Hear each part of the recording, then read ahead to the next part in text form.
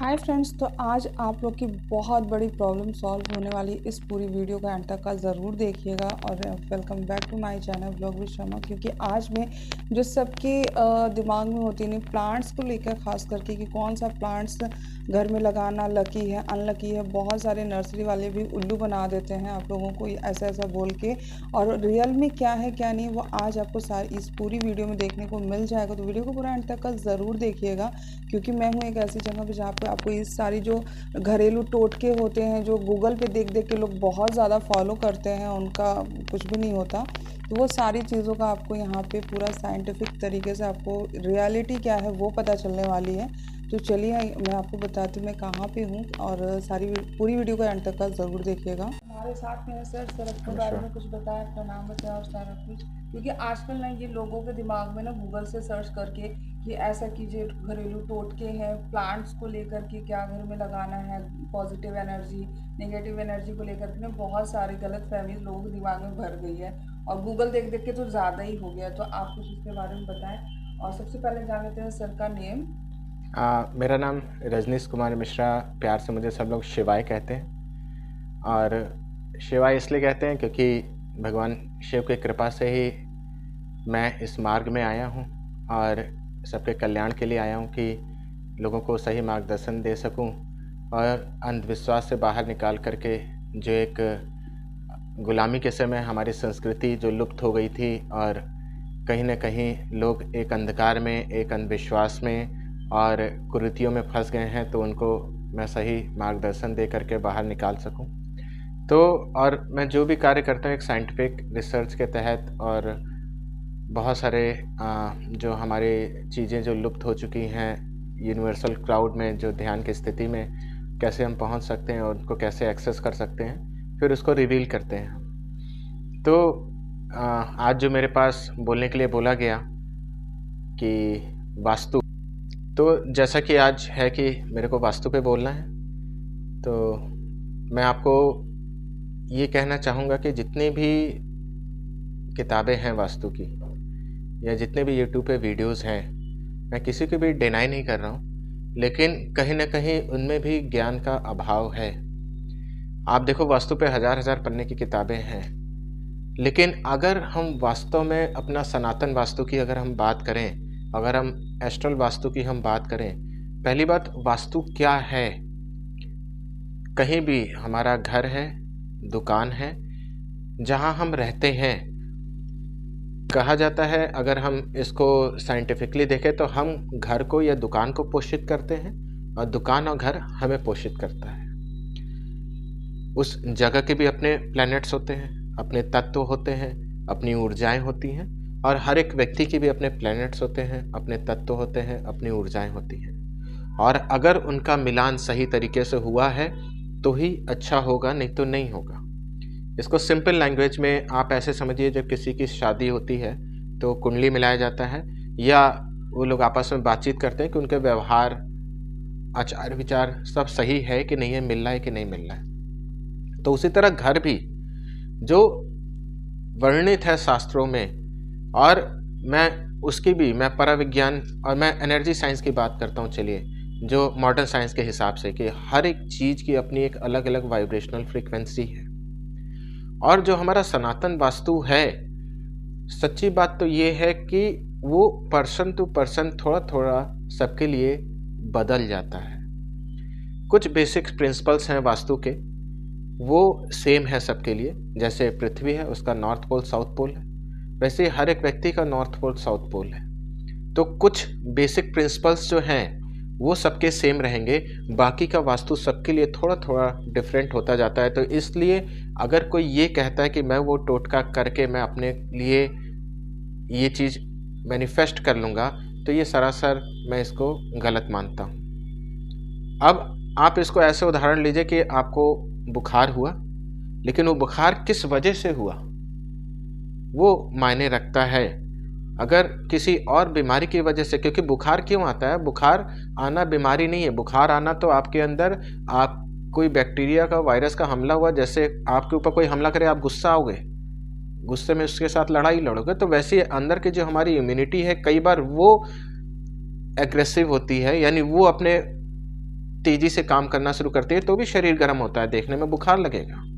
उस समय अगर आपने उसको पैरासिटामोल खा के कम किया तो आपको और बीमारियों में वो बैक्टीरिया को मौका मिल जाएगा कि वो आपको और हमला करके दूसरे रूप में डिस्ट्रॉय करे।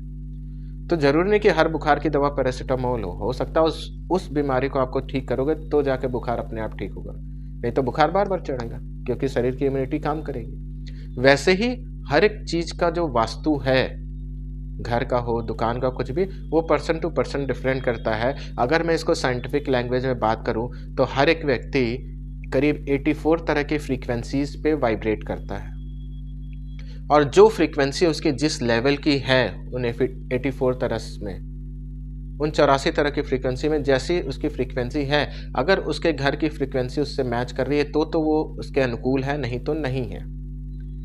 किताबें हजार पन्ने की, यूट्यूब पे वीडियोस बहुत सारे बनाए गए, लेकिन मैं सच कहता हूँ कि ये लोगों ने सिर्फ अपनी दुकानें चलाने के लिए और लोगों को भ्रमित करने के लिए, अपने आप को महिमा मंडित करने के लिए ये कर रखा है। वास्तव में अगर हम देखें तो उसका सिर्फ 10% बेसिक प्रिंसिपल है जो सब पे सेम लागू होता है, नहीं तो सबके लिए डिफरेंट आयाम हैं जो उनके लिए लागू होते हैं और अगर वो उस आयाम के अनुसार काम करेंगे तो उनको फलीभूत होगा। एक उदाहरण देता हूँ कि कई लोग, अगर किताबों की हम बात करें, एक ट्रेडिशंस की बात करें, जो लोग सिखा रहे हैं वास्तु, आजकल तो 200-200 रुपये 500-500 रुपये में व्हाट्सएप पे कोर्सेज चल रहे हैं, तो बोलते हैं साउथ फेसिंग किसी भी रूप में किसी को कभी सूट नहीं करता। लेकिन मैंने देखा है कई लोग का साउथ फेसिंग ही सूट करता है। अगर वो उस दिशा में कार्य करते तो ही उनका बिजनेस या घर फलीभूत होता है, नहीं तो वो धराशायी रहते हैं। तो हर एक दिशा का अपना एक महत्व है, अपनी एक उपयोगिता है। इस पूरे ब्रह्मांड में कोई भी चीज अकारण नहीं है, हर एक की अपनी दिव्यता है। हमें उस दिव्यता को पहचानना है, सही तरह से उपयोग करना है, सही उस पे जाना है, तो ही हम जीवन में आगे बढ़ सकते हैं। तो जो वास्तु है, पहली चीज तो आप ये समझ लीजिए कि सबका थोड़ा थोड़ा डिफरेंट रहता है। तो इसीलिए जब मेरे पास कोई आता है तो हम एनर्जी वाइज उसकी उन फ्रीक्वेंसीज को पहले देखते हैं, फिर जहाँ पे वो रह रहा है उसकी फ्रीक्वेंसीज को मैच करते हैं। अगर वो मिलान है तो सही है, नहीं है तो बिना किसी तोड़फोड़ के कैसे उन फ्रीक्वेंसीज को चेंज करते हैं वो हम करा सकते हैं। इसीलिए लोगों का लाखों करोड़ों का पैसा बच जाता है कि कोई तोड़फोड़ भी नहीं कराता। मैं बिना किसी तोड़फोड़ के ऐसी वास्तु करेक्शन, कुछ चीज़ें हैं, कुछ इंस्ट्रूमेंट्स हैं, कुछ टूल्स हैं डिवाइन, उनका यूज़ करके हम उसको करेक्शन करा देते हैं। तो अब हम, जो आपका एक मेन सवाल है कि पेड़ पौधे, कि पेड़ पौधों को लेकर के लोगों के मन में एक जो भ्रांति है कि ये पौधा लगा लीजिए तो पैसे आएंगे, ये पौधा लगा लीजिए तो नकारात्मकता से रुकेंगे, इसके थोड़े विज्ञान में आपको जाना पड़ेगा। मैं हर एक चीज़ को, मेरी आदत है थोड़ा अच्छे से वैज्ञानिक रूप से एक्सप्लेन करने की। इस पूरे ब्रह्मांड में कोई भी चीज़ जड़ नहीं है, सब में चेतना है, सब में उस ईश्वर का अंश है। और पेड़ पौधे की भी आत्मा होती है, पेड़ पौधे भी लाइव हैं और ये विज्ञान भी कहता है। तो हर एक जीवित वस्तु जो है वो लगातार एक ऊर्जा को एमिट करती है, एक ऊर्जा चारों ओर उसका एक आभा मंडल होता है, जैसे हम मनुष्य। तो वो जो ऊर्जा का जो आभा मंडल है वो हर एक पौधे का अपना डिफरेंट होता है। और घर में कुछ भी आप पौधा लगा रहे हो, नो डाउट वो अपना आभा मंडल बिखेरेगा ही बिखेरेगा, उसका लाभ आपको मिलेगा। अब मैं इसको ऐसे एक्सप्लेन करूंगा कि अगर बहुत बड़ा कमरा है और आपने एक 0 वाट का बल्ब लगाया है तो धुंध जैसी दिखेगी, कोई चीज क्लियर नहीं दिखेगी। तो वास्तु दोष आपकी उस फ्रीक्वेंसी के अनुसार कैसा है, वहाँ पे कोई नेगेटिविटी का ट्रैवल है, आपके कार्मिक फैक्टर्स कैसे हैं, आपके चक्रास कैसे हैं, बहुत सारी चीज, आपके एलिमेंट्स कैसे हैं, आपके प्लैनेट्स कैसे हैं, उस जगह का एलिमेंट्स और प्लैनेट्स कैसे हैं, जमीन से निकलने वाली वाइब्रेशन कैसी है, क्या वो पौधा जो एक आपने लगाया है या 10 भी लगाए हैं, क्या वो उस फ्रीक्वेंसीज को न्यूट्रलाइज कर पा रहा है। आपको बुखार होता है, किसी बड़े व्यक्ति को 500 mg की पैरासीटामोल खिलाते हैं, अगर आप उसे 10 mg के खिलाओ तो क्या उसको काम करेगा? नहीं करेगा। तो ज़रूरत है कि हम 1000 पौधे तो नहीं लगा सकते, हम अपनी फ्रीक्वेंसी चेंज करके उसको कर सकते हैं। तो इसीलिए आप देखेंगे कि 99% या उससे भी ज़्यादा लोगों में, मैं इसका कोई वो नहीं है क्योंकि इसका कोई प्रमाण नहीं मिलेगा कि कितने % लोगों में, लेकिन आप सब जो देख रहे हैं आपने आजमाए होंगे ज़रूर भी टोट के, आपने देखा होगा उसका लाभ कितना मिल पाया आपको। तो वो जो पौधा है, क्योंकि वो अपने आप में एक ठीक है, हर एक जीवित व्यक्ति दिव्य होता है। क्योंकि अगर हम देखें, कोई ये हमारे मनुष्यों में भी ले लीजिए, लोगों ने इनको अलग अलग जातियों में बांटा है, लेकिन वो सच नहीं है। ये जातियाँ तो मनुष्यों की ने बनाई हैं अपनी दुकानें चलाने के लिए। ईश्वर ने कोई जात पात नहीं बनाया, सबको बराबर बनाया है। तो उसी तरह पेड़ पौधे भी सब हैं, लोगों ने अपने फायदे के हिसाब से उसको अलग अलग, थोड़ा ठीक है औषधि और उसकी ऊर्जा के हिसाब से कर दिया। अब अगर इसमें भी हम बात करें कि कौन से पौधे शुभ होते हैं, जो थोड़ा तो लाभ देगा, या कुछ कम से कम नकारात्मक तो ना लगाइए। कांटे वाले कोई भी पेड़ घर में नहीं लगाने चाहिए। कुछ नाम भी बता दें क्योंकि लोग कंफ्यूज हो जाएंगे उसमें भी। कांटे में आपके बबूल का हो गया, नींबू का पेड़ हो गया, उसमें भी कांटे होते हैं। गुलाब के पौधे दरवाजे पे तो बिल्कुल नहीं लगाने चाहिए। ठीक है, बगीचे में आप लगा रहे हैं तो लगाएं, कमरे के अंदर नहीं लगाने चाहिए। छत वगैरह पे रख सकते हैं। छत पे रख सकते हैं। तो इस तरह के पौधे आप सबसे अच्छा है अपने दरवाजे पे आप मोरपंखी का पौधा लगा सकते हैं। वो डिवाइन है, उसकी जो एनर्जी फ्रीक्वेंसी है वो बहुत पॉजिटिव होती है। और उससे भी ज़्यादा अच्छा मदार का फूल होता है जो भगवान शिव को चढ़ता है। उसमें भी जो सफ़ेद मदार होता है, जो जिसको अलग अलग भाषाओं में आग का पौधा भी बोलते हैं कुछ लोग उसको, कुछ लोग मदार का फूल बोलते हैं। तो वो बहुत शुभ मानते हैं। और वो मेन गेट पे लगा सकते हैं, घर के अंदर भी लगा सकते हैं। ये भी कई सारे वास्तु दोष को दूर करता है। और आप पारिजात का पेड़ अगर मिल जाए तो वो लगा सकते हैं। आप शमी का पौधा बहुत गूगल पे होता है कि शमी का पौधा लगाना चाहिए। शमी के पौधे की एनर्जी बहुत अच्छी होती है, लेकिन उसमें भी कांटे होते हैं कई सारे। तो उसको लगाएं तो छत पे लगाएं, लेकिन मतलब मेन गेट पे ना लगाएं, छत पे लगाएं। या घर में रखने से भी थोड़ी पॉजिटिविटी आएगी, लेकिन ये है कि एक लेवल पे ही वो काम करेगा वो भी। तो कोई भी कांटे वाला पौधा घर के अंदर नहीं रखना चाहिए, ये ज़रूर से ध्यान रखें।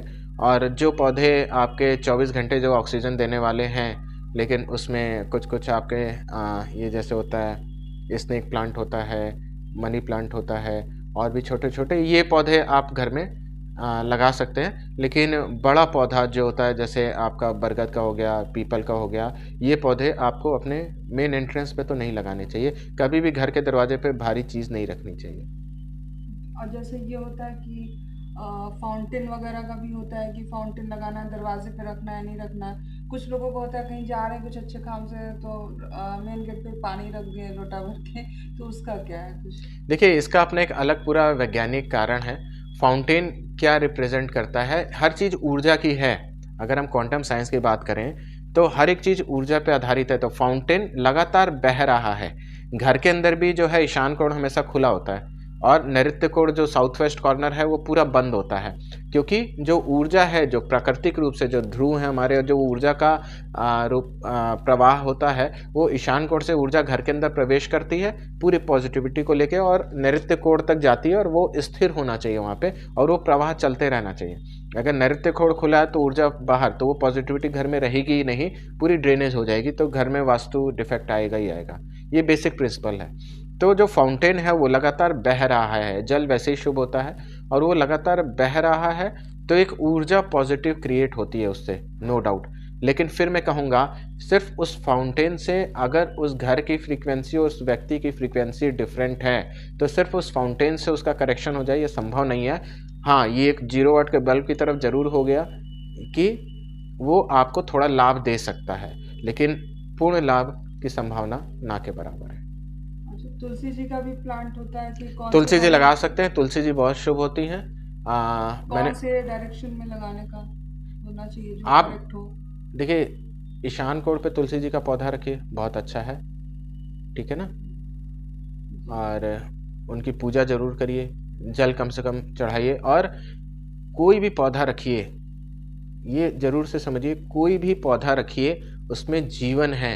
और ये जितने भी पौधे मैंने आपको बोले, चाहे वो मोरपंखी का हो, चाहे मदार का हो, चाहे तुलसी जी का हो, ये सारे पौधे बहुत हाईली पॉजिटिव एनर्जी को रेडिएट करते हैं। और जितना आपकी भावना उनसे जुड़ी होगी, प्रबल होगी, और आप उनकी पूजा करोगे, मैं यहाँ आडंबर की बात नहीं कर रहा हूँ, वो आपका मन और उस पौधे में वो जो जीवन है उसका मन का जब संयोग होगा, तो वो जो ऊर्जा का वर्टेक्स है वो बढ़ेगा, वो उसका विस्तार होगा, और फिर वो थोड़ा और मतलब इसको आप समझिए 0 वाट के बल्ब को आप 30, 40, 50, 100 वाट का कर रहे हैं, तो उसका विस्तार होगा और वो आपको ज़्यादा फलीभूत करेगा।